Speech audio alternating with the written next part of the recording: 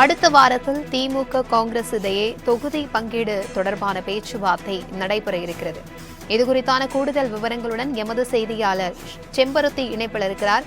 வணக்கம் செம்பருத்தி, இது குறித்தான விவரங்களை பகிர்ந்துக்கோங்க.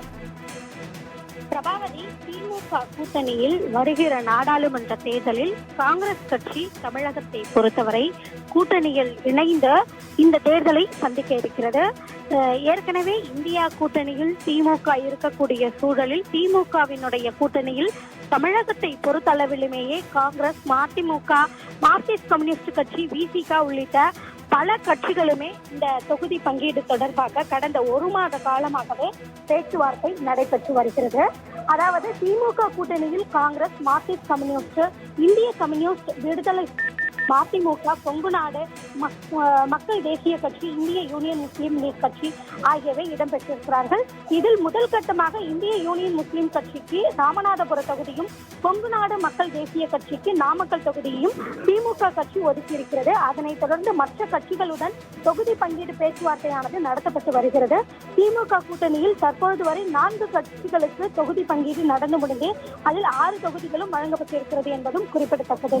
குறிப்பாக திமுக கூட்டணியில் அங்கம் வகிக்கக்கூடிய விடுதலை சிறுத்தைகள் கட்சி, காங்கிரஸ், மேலும் மதிமுக உள்ளிட்ட கட்சிகளுக்கு இன்னும் தொகுதியானது இறுதி செய்யப்படவில்லை. குறிப்பாக காங்கிரஸ் கட்சி தான் முதல் கட்டமாக கடந்த ஜனவரி 28ஆம் தேதி அன்று முதல் கட்ட பேச்சுவார்த்தையை துவங்கியிருந்தது. இதுவரையிலும் மற்ற கட்சிகள் போல் 2வது கட்ட பேச்சுவார்த்தையை காங்கிரஸ் மற்றும் திமுக கூட்டணியில் இதுவரை தொடங்கவே இல்லை.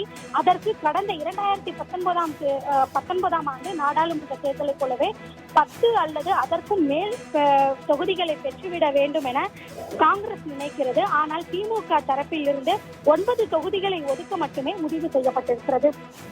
இந்த நிலையில் தான் தமிழக காங்கிரஸ் தலைவர் செல்வ பெருந்தகை முதல் கட்டமாக அவர் தலைவராக பதவியேற்று தமிழகம் முழுவதும் 4 நாட்கள் சுற்றுப்பயணம் மேற்கொள்ள இருக்கிறார்.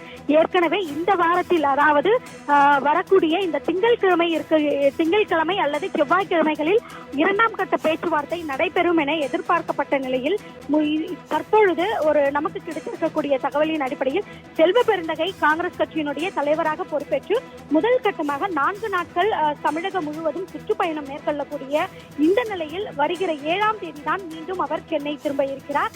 இந்த நிலையில் காங்கிரஸ் மற்றும் திமுகவுடைய கூட்டணியினுடைய பேச்சுவார்த்தை 7ஆம் தேதிக்கு பிறகாக மார்ச் மாதத்தினுடைய 2ஆம் வாரத்தில் இந்த பேச்சுவார்த்தை நடக்கும் என ஒரு தகவலும் வெளியாகி இருக்கிறது.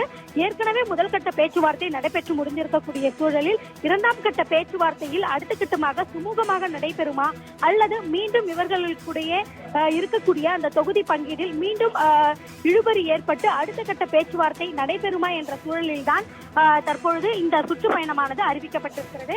எனவே அடுத்த 4 நாட்களுக்கு தமிழகம் முழுவதும் காங்கிரஸ் கட்சியினுடைய புதிய தலைவராக பொறுப்பேற்றிருக்கக்கூடிய செல்வ பெருந்தகை சுற்றுப்பயணம் மேற்கொள்ள இருப்பதால் காங்கிரஸ் மற்றும் திமுக கூட்டணிக்கிடையே வருகிற 7ஆம் தேதிக்கு மேல் அடுத்த கட்ட பேச்சுவார்த்தை நடைபெறும் எனவும் ஒரு தகவலானது வெளியாகி இருக்கிறது. பிரபாவதி, தகவல்களுக்கு நன்றி செம்பருத்தி.